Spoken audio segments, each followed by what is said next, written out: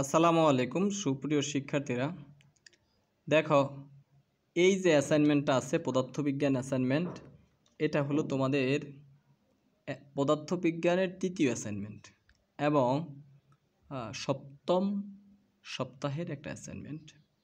দেখো, এখানে তোমাদেরকে 3টা কাজ দিয়েছে। প্রথম কাজে বলেছে চিত্রের সাহায্যে বেগ, সমবেগ, ত্বরণ ব্যাখ্যা করো। 2 নাম্বার কাজটা হলো নিচের যে চিত্রটা দেওয়া আছে এই চিত্রে একটা বস্তু কণার বিভিন্ন সময়ে বিভিন্ন অবস্থান দেখানো হলো, আর এইখান থেকে তুমি কি করবা, ও এ, ঠিক আছে, ও এ এবং হলো তোমার এ বি, বিসি এবং সিডি এর কি করবা, অংশের ত্বরণ মন্দন নির্ণয় পূর্বক, মানে আগে ত্বরণ মন্দনটা নির্ণয় করে নিবা। তারপরে হলো বস্তু কণাটির মোট অতিক্রান্ত দূরত্ব নির্ণয় করবা। এরপরে দেখো 3 নাম্বার কাজটাতে আমরা দেখব যে এইখানেও একটা লেখচিত্র দেওয়া আছে। এই লেখচিত্রের সাহায্যে আমরা গতিবেগের পরিবর্তন বিশ্লেষণ করব। তাহলে আসা যাক আমরা প্রথম কাজটাতে আসি। প্রথম কাজে আমরা যে কাজটা করব, যে কাজ 1 লিখব, লেখার পরে এইখানে ধরো আমি হ্যাশ চিহ্ন ব্যবহার করেছি, তোমরা স্টার চিহ্ন ব্যবহার করতে পারো, আরও অনেক কিছু ব্যবহার করতে পারো। বেগের সংজ্ঞাটা দিবা প্রথমেই। আমি এই যে বেগের সংজ্ঞাটা এখানে দিয়ে দিয়েছি। তোমাদের কারোর যদি মনে হয় যে স্যার আমি প্রথমটা দেওয়া কোনো ক্ষতি নাই, পরেরটাও দিতে পারো, দুটাই তোমাদের জন্য। এরপরে আমাদের যে চিত্রসহ ব্যাখ্যার কথা বলেছিল, সেই চিত্রসহ ব্যাখ্যার জন্য আমরা ব্যাখ্যা কথাটা লিখে নেব। দেখো, এই ব্যাখ্যা কথাটা লেখার পরে আমরা এই চিত্রটা অঙ্কন করব। এটা হলো লেখচিত্র। এই যে আমি নিচে লিখে দিয়েছি বেগ নির্ণয়, বেগ নির্ণয় না কথা বলেও তুমি এটা বলতে পারো যে দূরত্ব বনাম সময়ের লেখচিত্র এর সাহায্যে বেগ নির্ণয়। তাহলে দূরত্ব বনাম সময়ের লেখচিত্রের সাহায্যে বেগ নির্ণয়, তাহলে চিত্র দিয়ে এই কথাটা লিখবা। এখানে এক্স অক্ষ নিবা, ওয়াই অক্ষ নিবা, আর এবং হলো ও এ একটা রেখা নিবা। তবে আমরা লেখার সময় লিখব যে ধরা যাক লেখচিত্রের যে ও এ যে রেখাটার উপরে আমরা পি একটা বিন্দু, এই পি বিন্দু হতে এক্স অক্ষের উপরে পি এম লম্ব আঁকবো, পি বিন্দু থেকে ওয়াই অক্ষের উপরে পি এন লম্ব আঁকবো। এখন তোমরা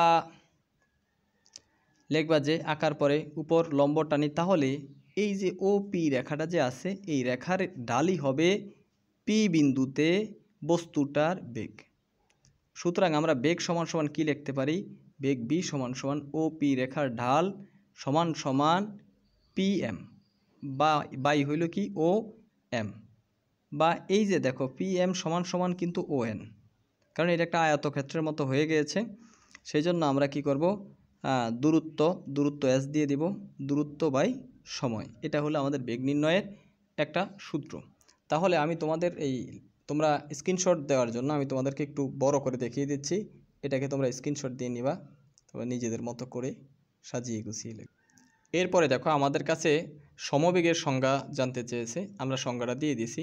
যদি কোনো গতিশীল বস্তুর বেগের মান ও দিক সময়ের সাথে অপরিবর্তিত থাকে, তবে সেই বস্তুর বেগকে সমবেগ বলে।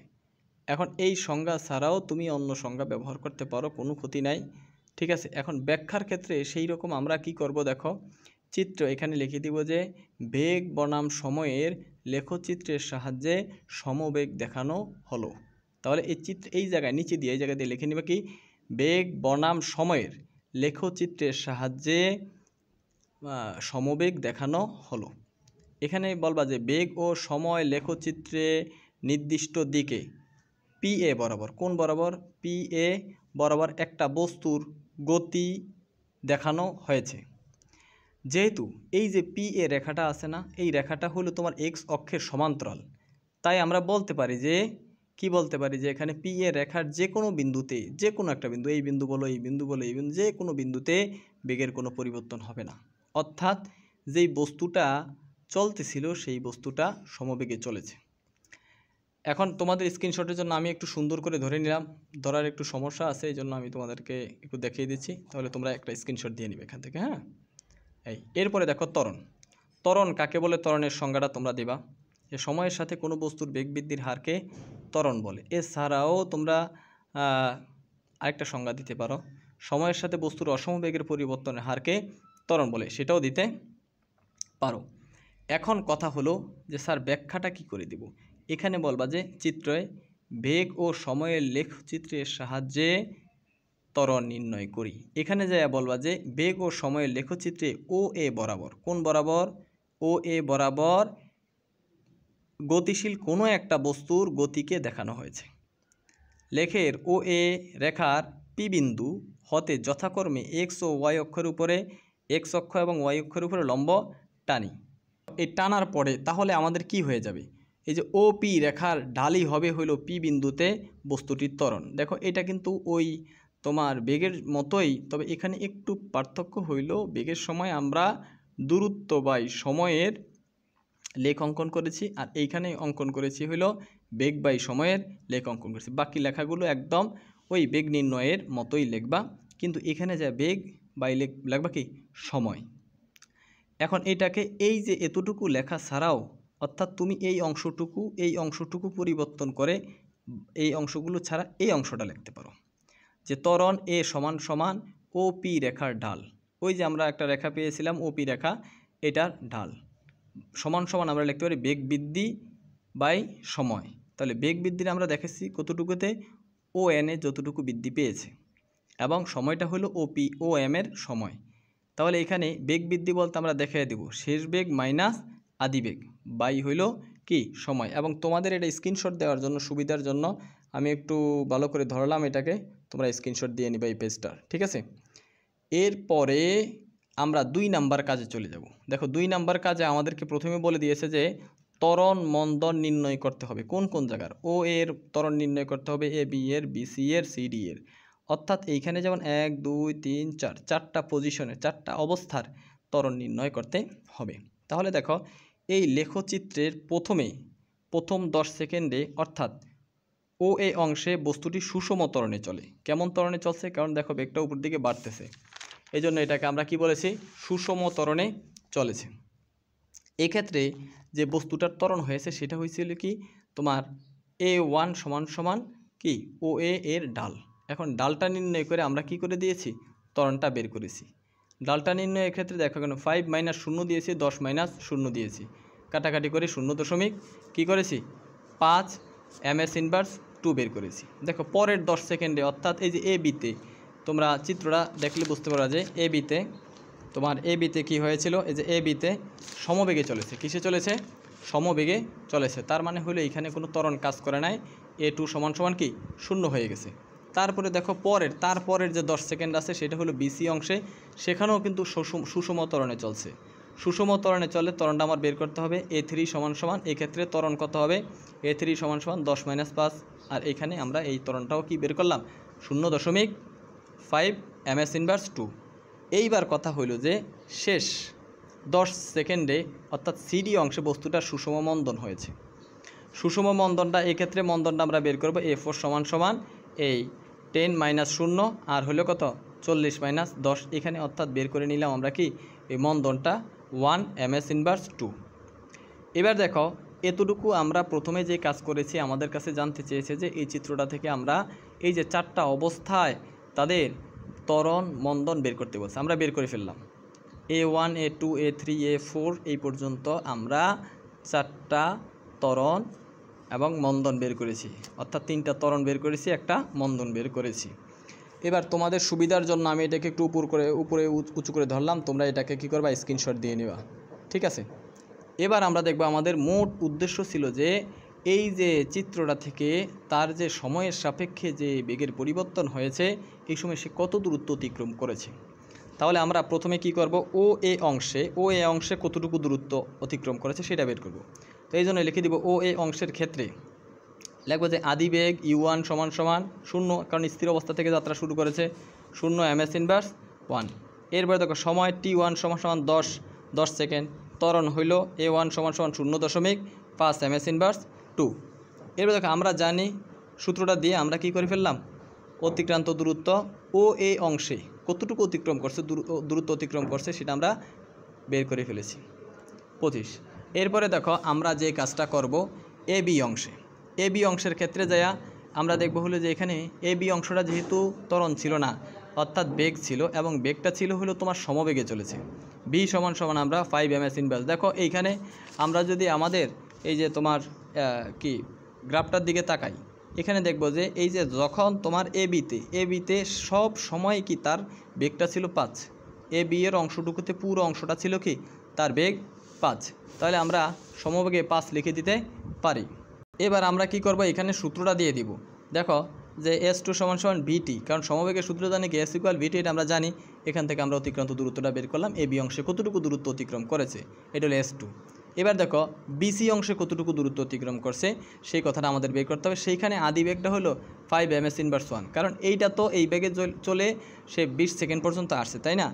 এই যে 20 সেকেন্ড পর সেখান থেকে তার আদি বেগ ছিল কত, U3 সমান সমান 5 ms ইনভার্স 1, এবং সময়টা হলো 10 সেকেন্ড, আর ত্বরণটা হলো 0.5 ms ইনভার্স 2। এইবার কথা হলো যে এই BCA কতটুকু দূরত্ব অতিক্রম করছে, আমরা সূত্রটা বসাই দেব S equal UT plus half এটি স্কোয়ারের সূত্রটা। এখানে এই ইউর জায়গায় U3 লিখলাম, টি এর জায়গায় T3 লিখলাম, কারণ আমরা 3 নম্বর ধাপে কাজ করতেছি। কয় নম্বর ধাপে? 3 নম্বর ধাপে। এজন্য 3 নম্বর ধাপে সেই 75 মিটার দূরত্ব অতিক্রম করেছে।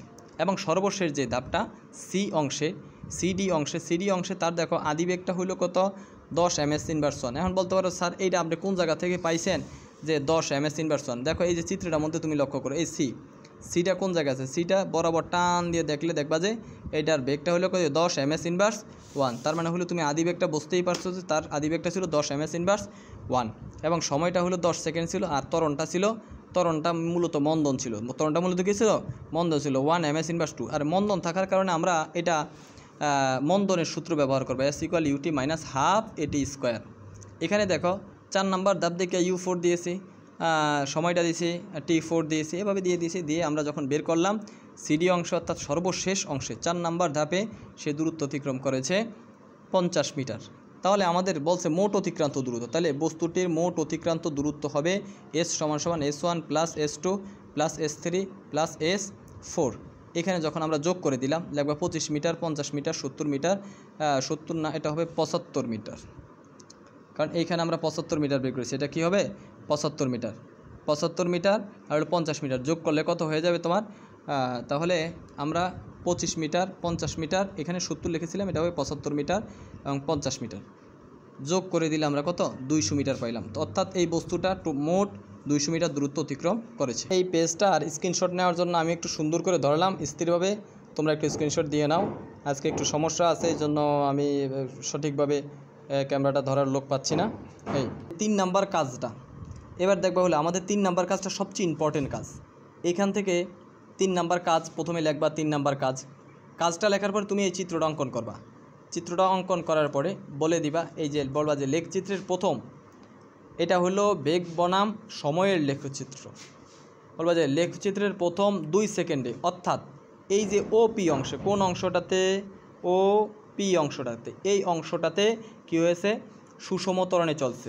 বস্তুটা কি চলছে? সুষম ত্বরণে চলেছে। দেখো PQ অংশটাতেও সুষম ত্বরণে চলেছে, QR এ যায়া এখানে ত্বরণ ছিল না, তাহলে এটা কি করবে? সুষম বেগে চলেছে। আর এই R থেকে S যে গেছে, এই R থেকে S এ গেছে, এটা হলো কি সুষম মন্দনে, এবং S থেকে T তে গেছে সুষম মন্দনে, এবং T থেকে U তে গেছে তাও সুষম মন্দনে। এখন বলতে পারো স্যার আমাদের তো চিত্রের মধ্যে এরকম দাগ দেওয়া ছিল না, আমরা সুবিধার জন্য বোঝার জন্য এই জন্য কী করে দিয়েছি? দাগ দিয়ে নিয়েছি। তোমরা চিত্র অঙ্কন করলে অবশ্যই এইভাবে দাগ দিয়ে নিবা। অর্থাৎ এই যে আরটা কত, আর অবস্থানে থাকা অবস্থায় বা কিউ অবস্থানে থাকা অবস্থায় তার বেগ কত ছিল, ঠিক আছে, এস অবস্থানে কত বেগ ছিল, টি অবস্থানে কত বেগ ছিল, বা কোন সময়ে ছিল, এই কথাটা বোঝার জন্য আমাদেরকে একটু দাগ টাগ টেনে নিতে হবে। এবার দেখো আমি এই যখন এই চিত্রটা, এই লেখচিত্রটা এটা আঁকা হয়ে গেল আমার, হ্যাঁ, আঁকার পরে আমরা এই কথাগুলো লিখে বুঝিয়ে দেব। যেমন ধরো লেখচিত্রের প্রথম 2 সেকেন্ডে, অর্থাৎ OP অংশে বস্তুটি সুষম ত্বরণে চলে, তাহলে আমরা ওই ক্ষেত্রে ত্বরণ বের করব। ওই ক্ষেত্রে ত্বরণ বের করতে যাই আমরা ত্বরণ A1 সমান OP এর ঢাল বলতে যাই আমরা এটা বুঝাইছি। যেমন ধরো এই যে এখানে হলো OP এর ঢালের ক্ষেত্রে এখানে শেষ গতিবেগ কত, শেষ বেগটা কত, 4। শেষ বেগ থেকে আমরা আদি বেগ ছিল 0, সেটা বিয়োগ দিয়ে দিলাম, আর ভাগ দেবো কি দিয়ে? সময় দিয়ে, 2 - 0, ঠিক আছে, সময়ের পার্থক্য দিয়ে। দেখো তাহলে আমরা এখানে লিখে দিতে পারি যে এটা কত হয়েছে, 4 মাইনাস 0 বাই হলো 2 মাইনাস 0 অর্থাৎ 4/2 দিয়ে আমরা কি 2 ms ইনভার্স 2 ms ইনভার্স 2 এটা ত্বরণটা বের করে ফেলেছি। তাহলে আমরা বলে দিলাম হলো ওপি অংশে কি হয়ে গেছে ত্বরণ হইল A1 = 2 ms ইনভার্স 2। পরবর্তীতে দেখো PQ অংশের মধ্যে অংশেও বস্তুটি সুষম ত্বরণে চলেছে। আমরা কিন্তু আগেই ওই লেখচিত্র দিয়ে বুঝিয়ে দিয়েছি, একটু লিখে নিবা এভাবে। হ্যাঁ, অংশে বস্তুটি সুষম ত্বরণে চলে, তখন তার ত্বরণ বের করা লাগবে। এই সুষম ত্বরণে বলে তাহলে PQ এর ডাল নির্ণয় করব। ডাল নির্ণয় করে সেখানেও ত্বরণ দেখলাম হলো কি, আমরা দেখো ত্বরণটা পাইলাম হলো 2 ms ইনভার্স 2। কারণ এখানে একটু দেখো এই যে 8 থেকে 2 না, এটা হবে 4, একটু কাটাকাটি করে দেওয়া হলো। তাহলে এখান থেকে 8 দিয়ে তাহলে 4 থাকে, 4 ms ইনভার্স 2। ঠিক আছে, এখানে তোমরা যোগ বিয়োগ গুণগুলো একটু ভালো করে করবা, তাহলে হয়ে যাবে। তাহলে দেখো আমরা এই যে PQ এর ডাল নির্ণয় করে দেখলাম যে PQ অংশে হলো কি তোমার ত্বরণটা হয়েছিল 4 ms ইনভার্স 2। এরপরে তাহলে আমাদের কি করতে হবে, তারপরে PQ এর পরে কি আসছিল, PQ এর পরে ছিল হলো আমাদের QR অংশ। এই QR অংশে বস্তুটা সমবেগে চলেছে, তার মানে এখানে তার ত্বরণ ছিল না, ত্বরণটা ছিল কি 0। এই 3 = আমরা ত্বরণটা 0 দেখিয়ে দেব। এরপরে দেখো যে RS অংশে বস্তুটা সুষম মন্দনে চলে। সুষম মন্দনে চলে, আমাদের সুষম মন্দনটা বের করার জন্য আমাকে RS এর ডালটা নির্ণয় করতে হবে। ডালটা মানে হলো তার যে এই যে শেষ বেগটা ছিল, RS এর শেষ বেগ ছিল 12 থেকে আমরা কত বিয়োগ দিয়ে দেব, যে এইখানে 8, তাহলে 12 থেকে 8 বিয়োগ দিলে থাকে হলো 4, আর ভাগ যাবে হলো কত সময়ের পার্থক্য হলো 2 মিনিট 2 সেকেন্ড সময় নিয়েছে। দেখো তাহলে 4কে আমরা 2 দ্বারা ভাগ দিয়ে 2 ms ইনভার্স 2, এটা হলো মন্দন। এটা হলো কি মন্দন। দেখো এটা হলো কি মন্দন। তাহলে আমরা 4/2 লিখে দিতে পারি 2 ms ইনভার্স 2, অর্থাৎ A4 = আমরা 2 ms ইনভার্স 2 মন্দন পেয়েছি। এরপরে দেখো ST অংশ বস্তুটার সুষম মন্দনে চলে। ST অংশ কি বস্তুটা সুষম মন্দনে চলে, ST অংশ কি বস্তুটা সুষম মন্দনে চলে। এক্ষেত্রে মন্দন হইবে কত, A5 = ST এর যে ঢালটা আছে সেটা আমরা বের করে দেখিয়ে দিয়েছি যে কত হবে 2 ms ইনভার্স 2, এখানেও মন্দন হয়েছে। এরপর দেখো সর্বশেষ এই যে TU অংশটাতে, এই অংশতেও বস্তুটার কী হয়েছিল মন্দন হয়েছিল, এবং সেটা A6 আমরা বের করে দিয়েছি। TU এর ডালটা সমান সেখানে মন্দন হয়েছে 1 ms ইনভার্স 2। এখন কথা হলো যে স্যার আমাকে বলেছে যে গতিবেগের পরিবর্তন বিশ্লেষণ করো। আর তোমরা মনে রাখবা গতিবেগের পরিবর্তনটাই হইল কি, সময়ের সাথে গতিবেগের পরিবর্তনটাই হইল ত্বরণ, সময়ের সাথে গতিবেগের পরিবর্তনটাই হইল ত্বরণ। অর্থাৎ তুমি এখানে কি বিশ্লেষণ করতেছো, ত্বরণটা বিশ্লেষণ করতেছো। কথা বুঝতে পেরেছো? এই হলো তোমাদের 3 নাম্বার কাজ। এখানে চাইলে তোমরা আরেকটা কথা বলতে পারো যে লেখচিত্র হতে আমরা দেখতে পাই যে OA-তে সুষম ত্বরণে বেগ বৃদ্ধি পেয়েছে, PQ-তেও সুষম ত্বরণে বেগ বৃদ্ধি পেয়েছে, QR-এ হলো সমবেগে চলেছে বস্তুটি, এবং RS-এ হলো বস্তুটি সুষম মন্দনে বেগ হ্রাস পেয়েছে। ST-তে বস্তুটির সুষম মন্দনে বেগ হ্রাস পেয়েছে, এবং TU-তেও বস্তুটির সুষম মন্দনে বেগ হ্রাস পেয়েছে। অথবা একসাথে বলতে পারো RS, ST, UT-তে সুষম মন্দনে বেগ হ্রাস পেয়েছে। আবার ওইটাতে বলতে পারো যে কি OP, PQ-তে সুষম ত্বরণে বেগ বৃদ্ধি পেয়েছে। আর স্পেসিফিক্যালি ভিন্নভাবে বলে দিবা যে তোমার QR-এ কী হয়েছে সমবেগে চলেছে। এবার তোমরা এটাকে একটা স্ক্রিনশট দেবা। স্ক্রিনশট দেওয়ার জন্য আমি একটু সুন্দর করে ধরলাম, তোমরা এই ভিডিওটা থেকে তোমরা স্ক্রিনশটটা দিয়ে নেবা। আল্লাহ হাফেজ, আশা করি বুঝতে পেরেছো।